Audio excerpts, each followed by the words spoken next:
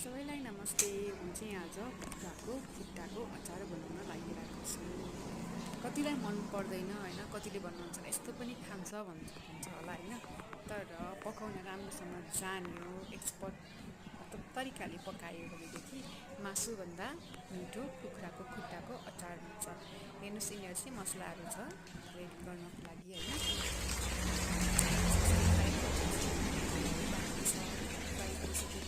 छोप्नुपर्छ, छोपेन भने चाहिँ उछिटेर हातमा आँखामा त्यही भएर म जहिले पनि चाहिँ पकाउने बेलामा चाहिँ छोप्छु, छोप्दै होइन पकाउँछु। ल पकाइसकेपछि चाहिँ फ्राई भएको फ्राई हुँदा यस्तो हुन्छ है त। ल हेर्नुहोस्, यसरी फ्राई भइसकेको अवस्थामा यस्तो भयो। अब चाहिँ यो चाहिँ जब पाकिसक्यो नि, पाकिसकेपछि यसको लुक्स हेर्नुहोस्, यसरी चाहिँ रेडी भइसकेको छ अचार।